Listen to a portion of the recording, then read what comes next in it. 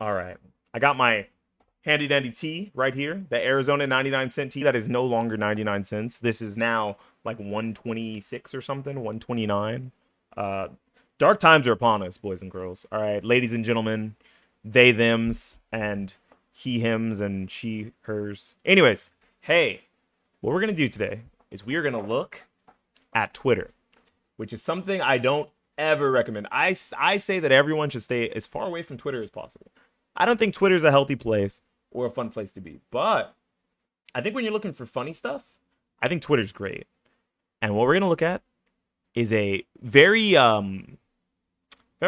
prominent tweet from like 2 weeks ago. It's got a lot of engagement. It says, "What is a fighting game hot take that will have you locked up like this?" And there's a picture of Patrick locked up like this. And we're going to go through these tweets and we're going to look at some of them and rate them on a scale of sauceless to ghost pepper, right? There's going to be 5 ratings. It's a 5 scale, okay? We got sauceless, mild, hot, mango habanero, and ghost pepper. Those are the 5 ratings. Being the spiciest or the blandest. Being the hottest or the coldest. So let's get this started, shall we? Hey, it didn't start from the beginning. Fuck you. All right, there it goes. All right. Let's see what we got. Dragon Ball FighterZ is one of the most important fighting games in the modern fighting game era. All right. Let's think about this. It was a huge IP. It got a bunch of new people into fighting games for the first time because of the huge IP. It was a tag game. We haven't had a main stage brand new tag game since Marvel 3 because Marvel Infinite apparently was not going to be big. Everyone assumed that it was going to be bad. And it's still one of the bigger games that the FGC currently has. And it's pretty old now. It's not new. I don't know how many people would agree to this. I think this is kind of agreeable, right? And I'm like a pretty reasonable person. So I'm going to say that this isn't sauceless, but it's kind of mild, right? Like, I feel like if you disagree that Dragon Ball FighterZ is one of the most important fighting games of the modern era, then you didn't exist immediately before that, right? You're like extremely new to the fighting game scene, so you don't know what it did for hype around. Like, it was the first big game that I can think of that brought in people from every walk of life, from every style of genre, right? Even before Street Fighter 6, people like Street Fighter 6 brought in everybody. Everybody's playing Street Fighter 6. Everybody's trying it. Same with Guilty Gear Strive. That really started with Dragon Ball FighterZ. We had NRS players playing it. We had 3D players playing it. We had 2D players playing it. We had random people who had never really been competitive in fighting games before playing a fighting game for the first time because they were like, I can put 3 Gokus on my team. Isn't that so cool? Is that a take that will make them look like Patrick? No, that's why I say it's mild. I think that this is reasonable. This isn't a hot take at all. If someone thinks that this is a hot take, they probably just are new to the fighting game scene and they don't understand the influence and the big influx of players that a game like Dragon Ball FighterZ brought in, right? It brought in a lot of casual players, and some of them were like, oh my god, I'm getting schmixed. I'm blocking for 30 seconds, and then I got opened up and died. And others were like, ooh, I can make people block for 30 seconds and then they die, right? The crossover maybe wasn't massive, but it brought in a giant influx, a huge wave of brand new players, and brought players from all walks of life, from every style of game, whether that be 3D, 2D, anime, and platform, even tag, all together. This is a mild take. Not sauceless, because some people might disagree, but I think it's relatively agreeable. So we'll go with mild. Okay, let's see. This is my friend. This is Trina. Okay, let's see what Trina has to say. Bloody Roar being dead for 2 decades is greater than Bloody Roar being in the hands of publishers / devs of fighting game fandoms I don't like, or being ruined beyond recognition is in the present day, and especially in terms of single player content. I have to think, what single player content did Bloody Roar really have outside of arcade mode, time attack, and survival, and team battle? What single player content did it have? Fucking none. Jack all. None at all. Okay? Gameplay style. It is very different from other 3D fighters in the sense that there's like cancels, like 2D games, like a la Tekken, guest character in Street Fighter, guest character in Tekken, and like Akuma, Geese. Bloody Roar 4 started the quest mode, I think. You mean it ended. Bloody Roar 4 was the last Bloody Roar game, gamer. It was the last Bloody Roar. So if that is the standard, that's not the standard. That was a brand new thing that they tried right before they went out of fucking business. Right? So otherwise, there was mostly only arcade. The systems, the gameplay systems of Bloody Roar are very different from other 3D fighters.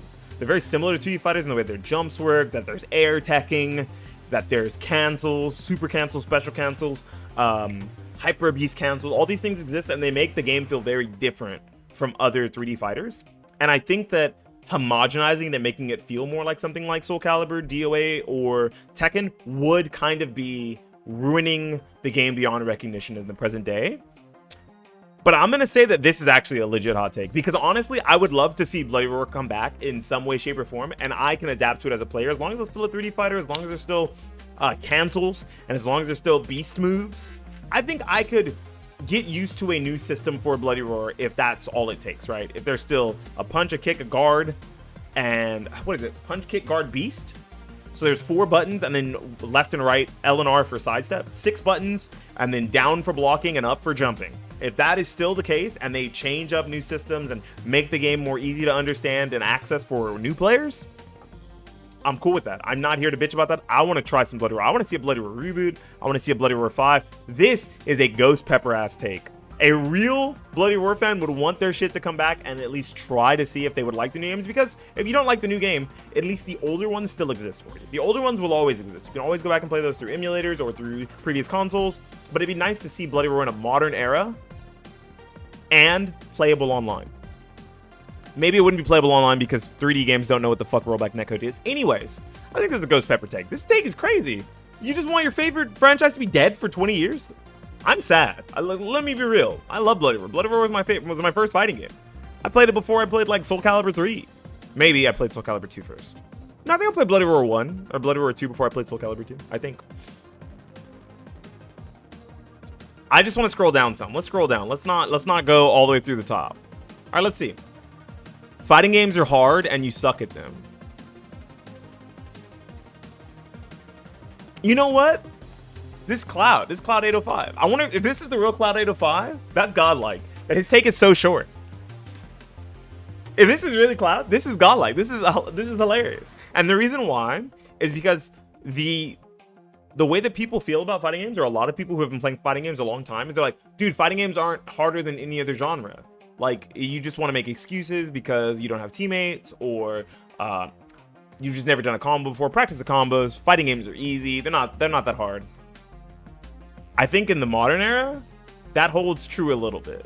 So this is a hot take. Okay, this isn't sauceless. This isn't mild. This is hot. This is right in the middle.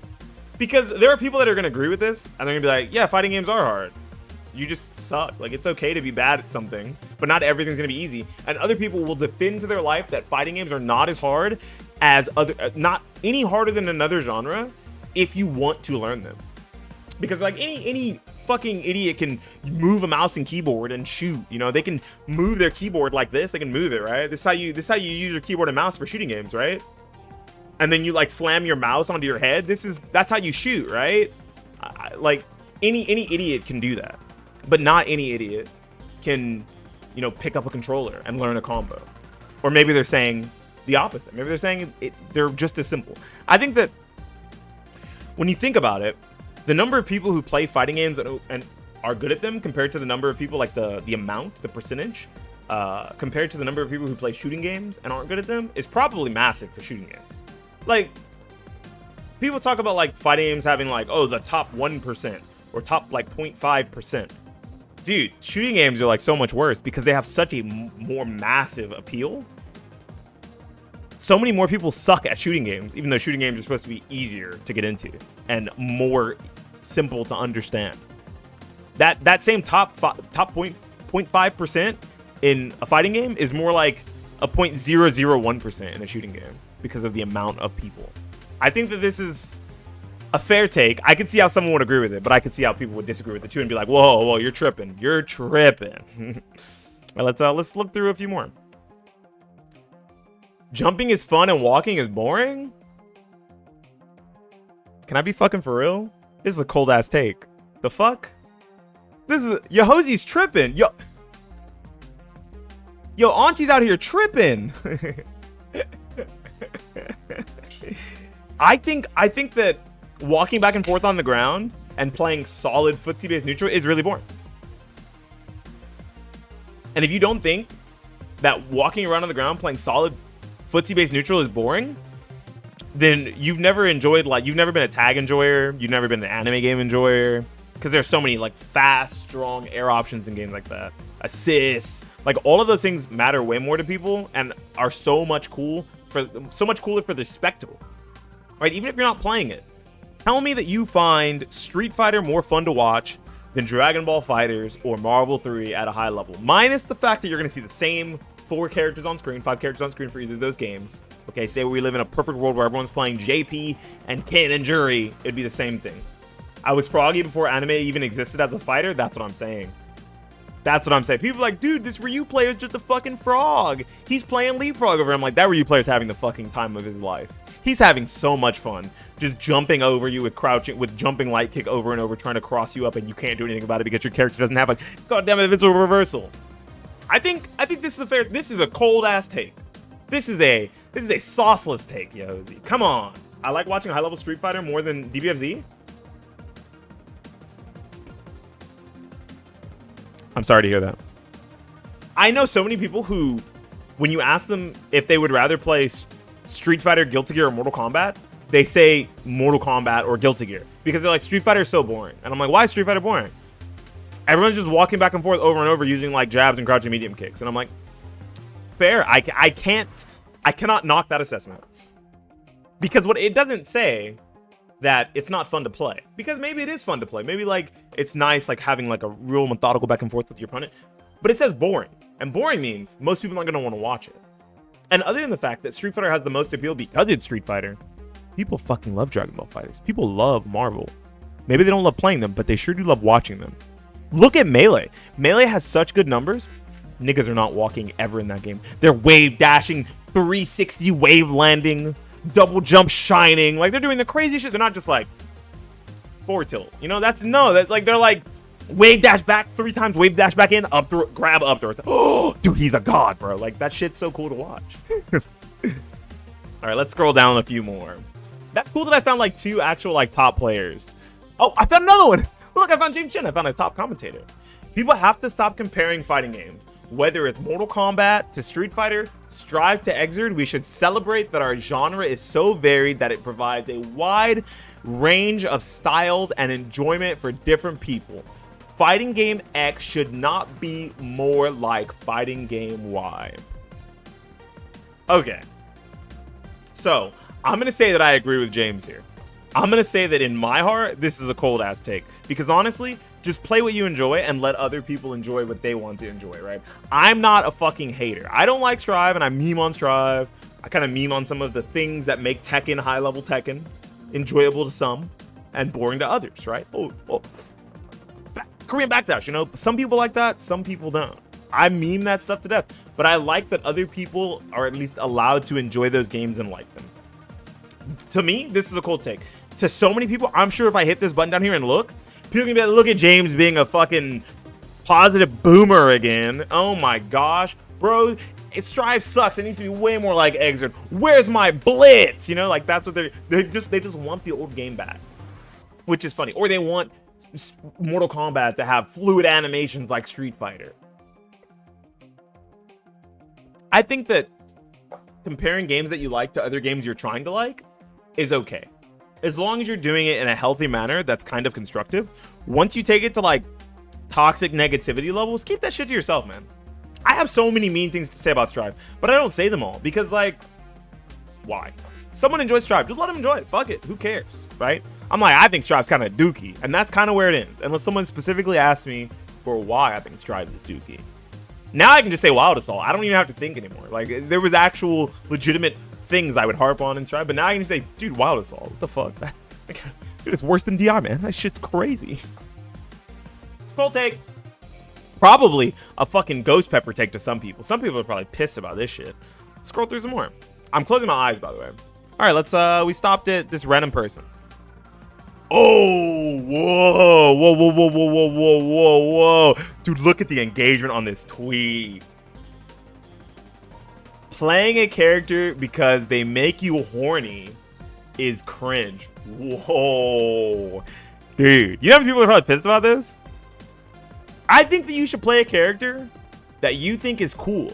For whatever reason you think that character is cool, is between you and God, my man. Okay, I don't give a fuck if you think that character's cool because they're a shirtless man with a bunch of chest hair, or because you like the spinning pile driver they do. I'm under attack with this tweet.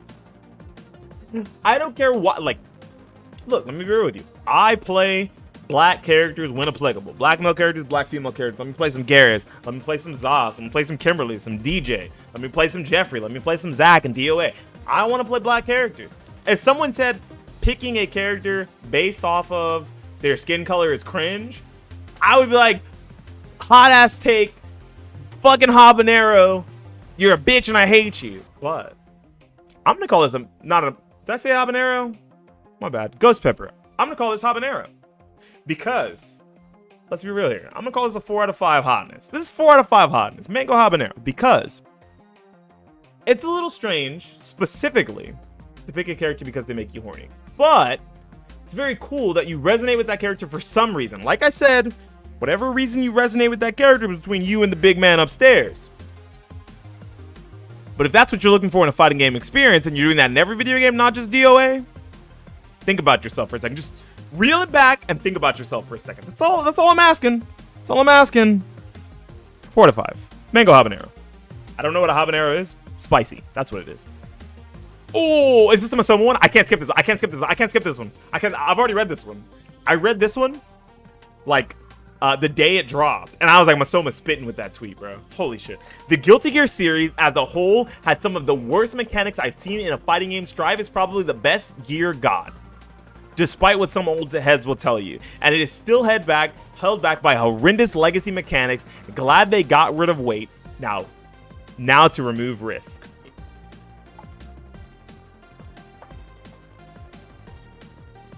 Masoma spitting. He's spitting so much heat. He could probably like crack an egg on his forehead and make an omelet. Dr. Pepper rating? I don't know what that means. What are you? Is that a 5 out of 5? Because this take is hot. Do you know how many people are mad about this take? Not specifically because he said that Strive is the best gear, but that it's also held back by legacy mechanics like weight and risk. He's pissed off 2 Spectrums at the same time. He pissed off Spectrums that love the old legacy mechanics like risk and weight and the way the burst and burst baiting works. And then he also pissed off the non-Strive enjoyers by saying Strive is the best gears gotten. Holy shit, what a Ghost Pepper take. This is a 5 out of 5 hotness. Masoma spitting. Masoma is scaring people. They also were like, aren't you a Type Lumina player? Shut up. And he's like, it's amazing how many people think I still play Type Lumina. I love that. His defense was like, you guys think I still play Type Lumina? You guys are looking the wrong way. I'm a Street Fighter player now.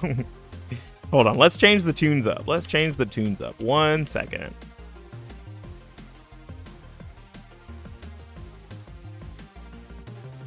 Let's change the tunes up. Is there a good... There's tons of good songs from this game. I'm just trying to find one. I can't remember the names of the Pokken Tournament songs. You know what? It's spooky month. We'll do Haunted House. No, we're not. I found it. The song fucks. I love Magikarp Festival. I love Magikarp Festival. We need to go down. Let's scroll down some more. We'll stop there. How's it looking, chat? Okay. Let's see. What did this person say? We need a male-centric fighting game that's just as raunchy and insane as these. Not even limited to fighting games, just in general. That's a cold take. Girls are horny too. That's fine. Be horny. I've never played SNK Heroines or Senran Kagura. Festival Versus. I think that's what that says. I've never played either of those. So I don't know how, I'm not going to Google it. I'm not checking that shit out. It's not happening. But I've played the older DOAs that were way more predicated on horny. I think DOA 6, they tried to tone it down a lot so they could like market it for esports. But I can understand the sentiment, right? They're like, dude, we need horny games for girls. We need girls. Zangief has jiggle physics, yeah, but that's one character. This whole game, DOA is predicated around the girls have jiggle physics. All of them, every single one of them. So that means every man in Street Fighter would need to have jiggle physics. And every man would have to be slightly unclothed or very unclothed, depending on the character in DOA. And they would need like Christmas costumes where all they're wearing is like a red and white Speedo and a Santa hat. And they like beat you to death with a candy cane. And everything jiggles. Everything. That's what they would need. That is the raunchy and horny shit they're asking for. Cold take. Mild take, because some people think these games are weird as shit and that they shouldn't exist. So I guess mild. Let's go mild. It's not sauceless. All right, let's scroll down some more. Do I see a homie? Oh, I see a homie. Let's see what Kajura's got to say. Kajura's my friend. Love this guy. Happy for him. I don't know what he's doing. He hasn't been running Mighty Mooks, but he is one of the Soul Calibur TOs, or has been one of the Soul Calibur TOs and content creators for a very, very long time. So let's see. If you are complaining about your scene not being as big or as fruitful as you'd like it to be, but you aren't watching events, running events, donating to TOs directly, content creating, donating to content creators directly, or anything else like this, then shut the fuck up. Damn! It's a hot take. This is right in the middle. Some people are going to be like, this game should be good enough that I don't have to do any of those things. Other people are going to be like, yeah, you're absolutely right. We should probably support our players and support our scenes more so that they become more fruitful and grow. Hot take. Some are going to agree, some are going to disagree. I fully motherfucking believe this guy's spitting. He's onto something right now. He's onto something I don't think people are going to like hearing it. I didn't put money into the match arena, then shut the fuck up. I didn't give a TO money to help him run the Parsec server, then shut the fuck up. Shut up. Let's keep scrolling. Closing our eyes. We'll read like 2 or 3 more, not too many more. Whoever thought it was a good idea to put fucking perks and armor sets in a fight. I don't know what kind of tweet this is. This isn't referring to like regular fighting games. This is referring to like, I don't know, like Soul Calibur 4 or something. Or maybe he's talking about the gear system in like Injustice 2. So we're just gonna ignore this because he's just right. Whoever thought it was a good idea to put fucking perks and armor sets that give different stats in a fucking fighting game needs to be fired. Fighting games are supposed to be based on the skill of a player, not RPG/RNG type shit. Literally sauceless take. Cold as hell. Those wings came out of the oven an hour ago. He never sauced them. He put them on his plate and enjoyed it with a nice glass of water. This is a very cool take. I don't believe most people are going to agree with this. They're not going to be like, what the fuck? Like, you're tripping, bro. I need my online advantage because I suck. Give me that Superman armor set that makes my forward 2-1 plus on block again. Let's scroll through some more.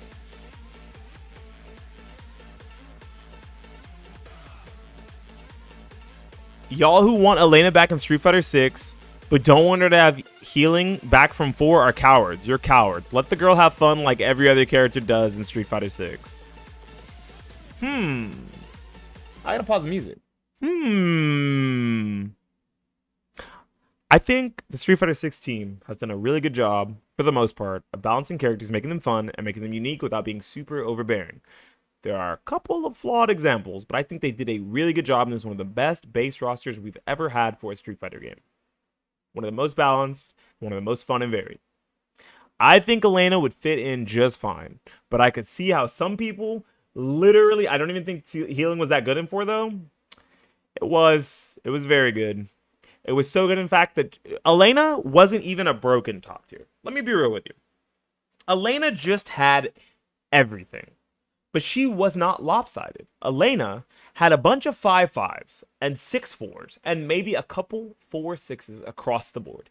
She was not a character that was so overbearing and overpowered that she dominated the meta. She was a character that was so solid that in the right hands, it was so fucking frustrating to play against because she had everything. And on top of having everything, she had healing to stall out the game. She could get a full heal off certain knockdowns. She could get a half heal guaranteed off other knockdowns. And as you're healing, you are shortening the clock. You're extending your life bar, essentially shortening the clock that your opponent has to beat you, and you are making their zoning completely irrelevant. Because if you try to use fireballs versus Elena, she just gains red life or white life. She gains gray life, and she gains focus meter or ultra meter, whatever you want to call it. She uses focus to gain ultra meter so that she can still heal, even though she's probably going to have more health than she should because she wasn't actually eating the fireballs. She was focusing them. This character was kind of fucked up, but I think she was fucked up in a fair enough way compared to a lot of the other more egregious characters in Ultra Street Fighter 4 that if she came back in 6, I think they'd do it right. I think they would do it right. I think this character should be fine. This is a fucking Ghost Pepper ass take though. I'm saying I agree, but this is a Ghost Pepper take for sure. People are so scared of Elena if they're old. Old people, they see her and they're just like, ah! This is like a jump scare to old people. You see like healing start up and you're like back in the war days. You're like, oh my god, the bombs are everywhere. Hot take, super hot take. Definitely Ghost Pepper. 5 out of 5 heat. All right, let's scroll 2 more times. Okay. This is a good one to stop on. Whoa. I'll be cool with fighting games being easier to play when League of Legends is easier to learn. Hate how fighting games is the only genre that needs to be simplified while everything else is allowed to make no sense to anyone but pro players. Also, all of Mortal Kombat sucks. Damn, he really just had to hit home for that last part, huh? That's fucked up. All right, let's just go with what he said at the beginning. Fuck the Mortal Kombat part, just to piss people off. Let's not worry about that. I'll be cool with fighting games being easier to play when games like League of Legends are easier to learn. I hate how fighting games is the only genre that needs to be simplified while everything else is allowed to make no sense to anyone but pro players. I think games have been simplified. I think across the board, a lot of games have been simplified. I don't think it's just fighting games. I think fighting games are the ones that people think about the most as being simplified because of how there's so many different things you can simplify about a fighting game, right? You can make neutral skip tools. I kind of agree with Sprite. I don't think he's wrong. I think that a fighting game shouldn't be any easier than any other type of game. That I'm agreeing with that. What I'm disagreeing with is that he's saying that other games aren't hard. I mean, he's saying that other games are hard, but no one gives a shit that they're hard. He's saying League of Legends is inherently hard. If you look at it that way, no. Hear me out. All you have to do in a MOBA is explained. All the basics of what you have to do in a MOBA is explained in the tutorial. You hit minions, you avoid the turret, you break their turret or their tower, and then you get to their nexus and you win the game. Kill enemy champions along the way. They don't talk about builds because they don't need to. Just like the fighting game doesn't tell you how to build your game plan to be meta. Neither of these games make sense. Neither of these styles of games make sense. At a low level. At a low level, look, this is a fighting game at a low level. You press buttons until your opponent's life bar is gone, and you hope that yours is still intact. Hope you blocked and did some throws along the way. It's that simple. That is how simple a fighting game can be. And I say that because I tell people when they're just learning a game like Tekken or Street Fighter, look for very simple buttons or very simple combos, learn those and do nothing else. Learn how to anti-air, learn how to check dashes, learn how to do a simple punish combo, right? That's what I tell people. I'm like, you need to check dashes, you need to check jumps, or anti-air, whatever you want to call it. Learn a simple combo for punishing things, and try not to overcommit. And you could say the same thing in Tekken. Use a lot of mids, find a good, solid launcher into full combo, and use that, and try to check lows. That's it. That's it. That's all. That is the basic. That is the basics of a fighting game. No one said you have to play like fucking Knee when you're just starting. Nobody said you have to play like Punk and Phenom and Angry Bird and Big Bird when you just started. Nobody said that. And I think when you look at how much more shit you have to think about in League at the top level compared to a fighting game, it's massive. It's a chasm because you have to worry about everything your teammates are doing, what builds they potentially have, what build you have, what the enemy jungler is doing, what your jungler is doing, which lane is the best to push right now. what minions have spawned in said lane because of the amount of towers dropped, right? There's so much more shit. And that's coming from someone who's played. I've played tons of genres. I'm not biased. I'm not like fighting games are fucking hard or fighting games are easy. If you want to get really good at something, literally everything's hard. You think top level Mario Kart's easy? Probably fucking not, dude. We probably cannot fathom the things that people are doing at top level Mario Kart without trying or watching or listening to commentary on top level Mario Kart. Like, it's that simple. Top level Yu-Gi-Oh, top level Magic the Gathering. Magic the Gathering gives us unfortunately, a sense of progression by giving us lands to make us feel like we're playing the entire game, but we're probably getting blown out from turn 1 by the best player in the world. It's probably just going to happen, unless you're playing Blood Moon. Anyways, this take is hot, for sure. 100% Ghost Pepper. I think that he's spitting. I don't think we need to make fighting games easier. I don't think we need to make any of these games easier, because at the base level, they're easy enough to get into, and you can learn as you go after you get in there, right? Just like they say in the Street Fighter 6 World Tour, get in there. You don't have to learn everything all at once up in the front, and I think that's what people try to do with fighting games, and they're doing it wrong. I don't think they should do that with League either. I played Battleborn without ever changing anything on my character. League doesn't explain shit, though, and for low-level players, it's harder than any other MOBAs because they don't have an auto-buy system for you to leave the store alone while you learn your character or the basic shit you still need to learn. Bro, just buy random shit. There's also a recommended tab now. Have you played League in a while? There's just a recommended tab where, like, after you have enough gold, it's like, we recommend these items. And there's like 3 items or whatever. There's a recommended tab. They've already fixed that. And League gives you a small tutorial. And that small tutorial, you fight a champion, you kill a tower, you fight minions, you go into a jungle, you kill a blue or a red, I can't remember, and you go take the enemy Nexus. That's League of Legends. That's League of Legends, right? I think that you even buy something in the shop. That's League of Legends. That's it, right there. The game explains more than enough, and any other things you want to learn at a higher level, there's guides for that. There's resources for that. Now, do I think that these games could all do better at teaching you the toppest of top level things if you really want to? They should be resources in the game? Sure. But do they need to be there? No, not really. They just need to get you onto the ground floor of wanting to play the game. Because if you information overload people, they're like, whoa, there's so much shit to learn. What the fuck? Do I really want to play this? That's what happens. People get taken aback by the amount of information that they have to learn or they think they have to learn up front, and they just don't play it. I know tons of people it happens to. I know tons of people that I'm explaining something about a specific type of card game or fighting game or shooting game, literally anything. And they're like, whoa, too much stuff. And I'm like, okay, yeah, just take your time, read the cards you got, understand the moves you have, look at your loadout of your guns, whatever. I'll explain stuff later. We got halfway through this game. We got through a couple rounds in a fighting game. We're like 8 turns into this game. I can explain something else about a card that you probably drew because I helped you build this deck or whatever. I think that this is a hot take because people are going to disagree with it. People are going to be like, dude, like, League is way easier than fighting games. Dude, Tarkov is way easier than fighting games. Rocket League's way easier than fighting games. That's what's going to happen. And they're going to say, fighting games need to be easier to play because those games are not hard. They're super easy. What are you talking about? But he's right. I think that at a top level, all these fucking games are obtuse. All of them. But at the very bottom level, everything's understandable. All of these things are Rocket League. Hit the ball into the goal. Hit the ball into the goal. I don't know how you're going to do it. There's a bunch of steps in between. You got a car. You got to accelerate. You hit the fucking ball. Hit the ball. Hope you make it in. That's Rocket League.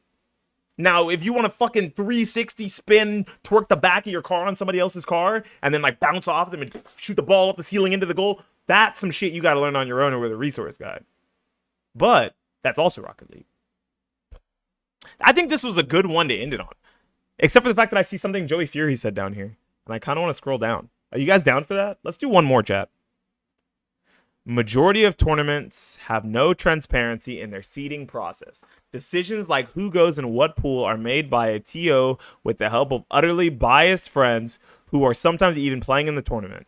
As a result, most events have no competitive integrity at all. Yeah, aren't they killing Rocket League? Epic Games is killing Rocket League and making a new one, right?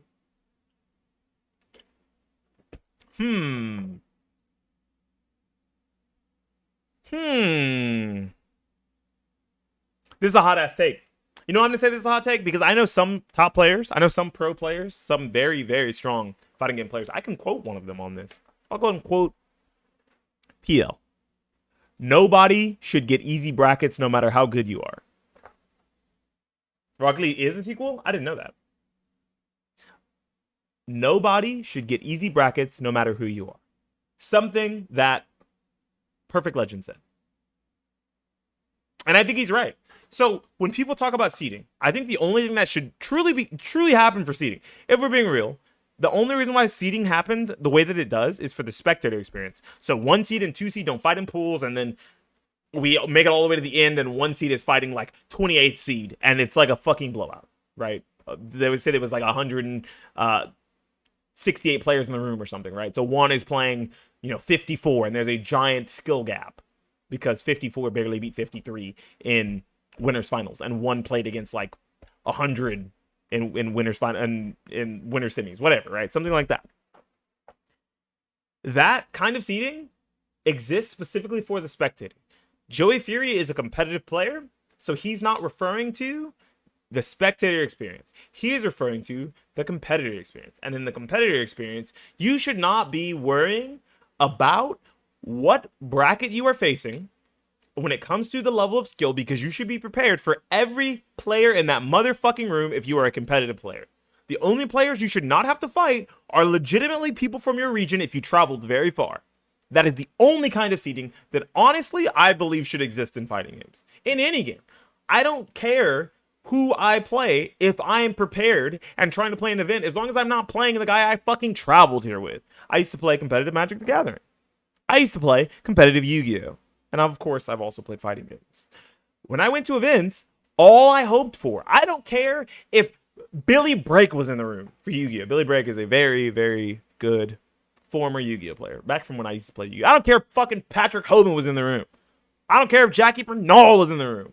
I don't care if I played now, if Pac was in the room. I don't care. If I play against them, cool.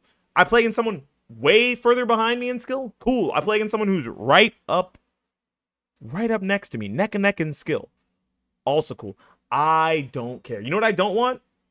I don't want to travel to said tournament with me and Buffalo. We're going to teach you how to play Yu-Gi-Oh! I don't want to travel from the same city as someone that I go to locals with for fighting games.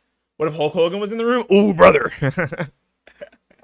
I don't want to play someone that I constantly go to locals with, or that I traveled from the same area with. That is horrendous seeding. But that's the only type of seeding that matters. This is a hot ass take. This is a habanero ass take. Because you're a competitive player. Just be ready for everyone in the room. This is really stupid. Saying there's no competitive integrity because, they put 1 seed versus 2 seed like in winter semis or something. That's crazy, man. Because like 2 seed wasn't really 2 seed. 2 seed was like 4 seed. And so 1 played 4. They like messed up the seeding really bad. He sounds like a fucking Smash player. Because Smash players care really, really hard about seeding. Not just about seeding in the sense that they don't want to play against their friends and close close training partners that they play with all the time. They also don't want to play. They want PRs to be taken into account, like every single PR. Like, I'm number 2 on Kansas PR. I'm number 4 on Oklahoma PR. Dude, we're so close in skill. Why am I playing him round 1? Like, shut the fuck up and win. Are you good or not? If you're not good, you fucking lose. If you're good, you win. Shut up and play the video game. Shut up. Hot ass take. Habanero take. No, Ghost Pepper take. 5 out of 5. Stupid take. I think this take fucking sucks. I think it's the worst take I've seen today. I'm sure there's other worse takes, but we're going to call it there because I could probably look through these again later for a second YouTube video. My God, was this long? Was it probably not very entertaining? I hope you guys enjoyed. If you watched it on Twitch, say hi to YouTube. If you're watching it on YouTube, say hi in the comment section down below. Like the video, subscribe to the channel. Hopefully we're doing more fun content like this on the channel, not just doing talk segments, unboxing reviews of arcade sticks, arcade hardware, yada yada, blah blah blah. I'm saying that because hopefully I'm getting an arcade stick in soon, yada yada, blah blah blah. Anyways, this has been Beanie Thuggish for the YouTubes talking about fighting game hot takes that will have you locked up like Patrick from that one episode that I don't fucking remember. Signing out and saying peace.